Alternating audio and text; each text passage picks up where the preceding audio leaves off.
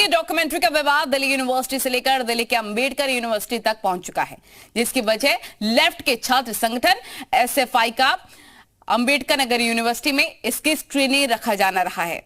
SFI की ही तरह Bhim army ने भी नॉर्थ कैंपस में डॉक्यूमेंट्री की स्क्रीनिंग का ऐलान कर दिया है। देखिए रिपोर्ट। लेकिन डॉक्यूमेंट्री की वजह से अंबेडकर यूनिवर्सिटी में ज्यादा गहमागहमी दिखी, क्योंकि यहां बड़ी संख्या में एसएफआई और आयसा से जुड़े कार्यकर्ता छात्रों को लेकर सेंट्रल कैंटीन के पास जमा हो गए, जहां स्क्रीनिंग की जगह तय की गई थी। इन संगठनों ने यूनिवर्सिटी पर कैंपस की लाइट काटने का आरोप लगाया और दावा किया कि इसके बावजूद वो हर हाल में इसे देख कर रहेंगे। फोन पे डॉक्यूमेंट्री निकाल के हम लोग सेम टाइम पे प्ले करेंगे और मास स्क्रीनिंग करेंगे, तो प्रोजेक्टर का कोई चांस ही नहीं है, क्योंकि इलेक्ट्रिसिटी काट दी गई है। इसके बाद एसएफआई से जुड़े छात्रों ने कैंपस में नारेबाजी कर विरोध जताना शुरू कर दिया। विरोध की हलचल तेज हुई तो मौके पर प्रॉक्टर के साथ ही दिल्ली पुलिस भी पहुंच गई। अंबेडकर यूनिवर्सिटी में दिल्ली पुलिस छात्रों से शांति बनाए रखने की अपील करती रही, लेकिन इसी दौरान एसएफआई का विरोध करने एबीवीपी से जुड़े छात्र भी पहुंच गए। बताया गया है कि छात्र जय श्री राम के नारे लगाने के साथ ही भजन भी गाने लग गए। ऐसे में पुलिस को ये अंदाजा लग गया कि कुछ छात्र संगठन अब इस मुद्दे पर कैंपस का माहौल खराब कर सकते हैं। इसी अंदेशे की वजह से दिल्ली पुलिस ने नॉर्थ कैंपस में धारा 144 लागू कर एक जगह एक साथ 5 या 5 से ज्यादा लोगों के जमा होने पर रोक लगा दी। यही नहीं, नॉर्थ कैंपस में 8 फैकल्टी के पास पुलिस के जवान बड़ी संख्या में तैनात कर दिए गए, जिन्हें आला अधिकारी दिशा निर्देश देते दिखे। हालांकि बीबीसी की विवादित डॉक्यूमेंट्री पर इससे पहले जेएनयू में भी बवाल हुआ था, जो बीती रात तक जारी रहा, जिसके बाद डॉक्यूमेंट्री दिखाने और नहीं दिखाने को लेकर जबरदस्त खींचतान 7 राज्यों तक पहुंच गई।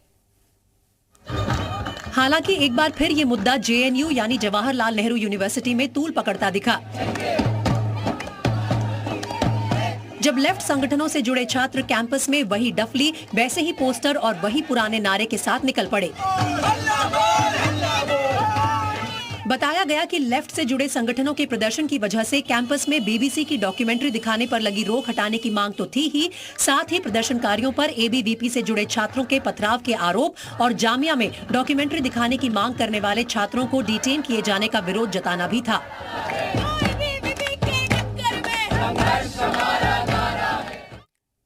तो दावे कुछ भी हों, लेकिन विरोध की असली वजह बीबीसी की वो डॉक्यूमेंट्री है जिसमें 2002 के गुजरात दंगों की पड़ताल करने का दावा किया गया। डॉक्यूमेंट्री के आलोचकों का दावा है कि औपनिवेशिक मानसिकता के साथ ही प्रधानमंत्री को बदनाम करने के मकसद से डॉक्यूमेंट्री बनाई गई।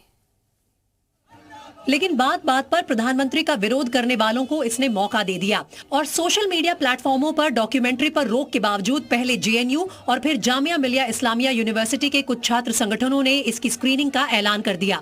और जब यूनिवर्सिटी प्रशासन से लेकर कुछ छात्र संगठनों ने इसका विरोध किया और दिल्ली पुलिस ने जबरन स्क्रीनिंग की जिद पर अड़े कुछ छात्रों को डिटेन कर लिया, तो जेएनयू कैंपस में मार्च निकाले जाने से पहले जमीन पर डफली और पोस्टर नजर आने लगे। अपनी डफली और अपना राग अलापने से पहले जेएनयू स्टूडेंट यूनियन की अध्यक्ष का भाषण हुआ, जिसमें सियासी आरोप लगने लगे। बीजेपी और आरएसएस किस तरीके से माइनॉरिटीज और खास करके जो मुस्लिम कम्युनिटी का तबका है उनको अटैक करने की कोशिश कर रहा है, और धीरे धीरे बात सावरकर तक पहुंच गई। तो हम लोग पूछना चाहते हैं कि सावरकर का रोल वहाँ पे क्या था, सिवाय अंग्रेजों के तलवे चाटने के सिवाय उनका रोल क्या था वहाँ पे। तो देखिए, जाहिर है मोदी के विरोध के बहाने कैंपस में सियासी हलचल तेज हो गई है। देखते ही देखते विरोध की आवाज दिल्ली यूनिवर्सिटी तक जा पहुंची, जहां पर वामपंथी विचारधारा से जुड़े छात्र संगठन एसएफआई ने विवादित डॉक्यूमेंट्री दिखाने का बीड़ा उठा लिया। और बीती शाम विश्वविद्यालय प्रशासन की रोक के बावजूद हिंदू कॉलेज से जुड़े एक छात्र संगठन ने डॉक्यूमेंट्री की स्क्रीनिंग की। बताया गया कि एसएफआई से जुड़े छात्रों ने कैंपस के बाहर किसी घर की छत पर इसका आयोजन किया। इन हलचलों के बीच जामिया मिलिया यूनिवर्सिटी में गणतंत्र दिवस के एक दिन बाद सभी क्लासेस रद्द कर दिए गए, तो इस फैसले को इसी विवाद से जोड़कर देखा जाने लगा। हालांकि यूनिवर्सिटी ने यह साफ कर दिया कि बीते 3 दिनों से गणतंत्र दिवस के कार्यक्रमों की वजह से कई टीचर व्यस्त रहे, उन्हीं की मांग पर एक दिन की छुट्टी दी थी। तो दिल्ली के जामिया मिलिया इस्लामिया यूनिवर्सिटी में छात्रों को लेफ्ट की विचारधारा से जुड़े जेएनयू के छात्र संगठनों का साथ भी मिला, तो एक दिन पहले हैदराबाद यूनिवर्सिटी में अखिल भारतीय विद्यार्थी परिषद से जुड़े कार्यकर्ता भड़क गए। और बीबीसी की डॉक्यूमेंट्री के विरोध के जवाब में एबीवीपी के कार्यकर्ताओं ने द कश्मीर फाइल्स फिल्म दिखाने का ऐलान कर दिया। ऐसे में यूनिवर्सिटी के गेट पर पुलिस मुस्तैद हो गई और आरोप है कि केवल एबीवीपी के कार्यकर्ताओं को यूनिवर्सिटी जाने से रोका जाने लगा, जिससे छात्र भड़क गए।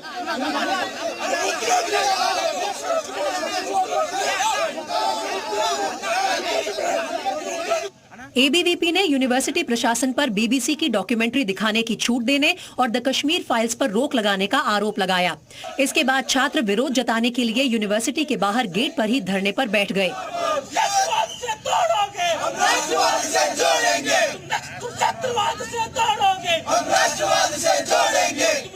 हालांकि इस टकराव के बावजूद यूनिवर्सिटी में दूसरे दिन शांति रही, लेकिन इससे एक दिन पहले हैदराबाद यूनिवर्सिटी में रोक के बावजूद विवादित डॉक्यूमेंट्री की स्क्रीनिंग हुई और इसे देखने के लिए बड़ी संख्या में छात्र जमा हुए।